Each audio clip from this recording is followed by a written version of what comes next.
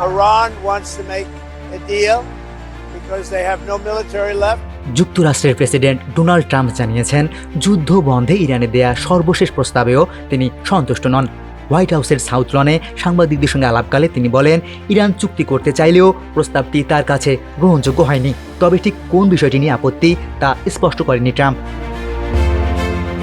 তিনি আরও বলেন, ইরানের নেতৃত্বের মধ্যে প্রচণ্ড মতভেদ রয়েছে। এই বিভক্ত অবস্থার কারণে তারা কোনো স্থায়ী সমাধানে পৌঁছাতে পারবে কিনা তা নিয়েও সংশয় রয়েছে।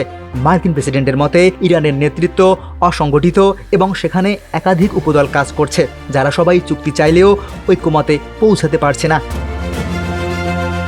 এদিকে একাধিক কূটনৈতিক সূত্র জানিয়েছে, পাকিস্তানের মধ্যস্থতায় ইরান নতুন একটি প্রস্তাব দিয়েছে।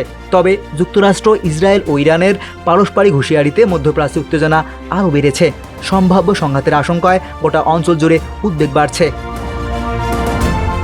এই পরিস্থিতিতে জাতিসংঘ মহাসচিব অ্যান্তোনিও গুতেরেস সতর্ক করে বলেছেন, ইরানকে ঘিরে যুদ্ধ ও অস্থিতিশীলতার ঝুঁকি প্রতি ঘন্টায় আরও খারাপ হচ্ছে।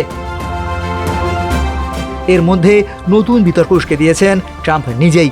গত 30 এপ্রিল তিনি সামাজিক মাধ্যমে একটি পোস্ট শেয়ার করেন, যেখানে স্ট্রেইট অফ হরমুজকে স্ট্রেইট অফ ট্রাম্প দেখানো হয়েছে। ট্রুথ সোশ্যালে প্রকাশিত এই পোস্ট আন্তর্জাতিক অঙ্গনে ব্যাপক আলোচনা সৃষ্টি করে।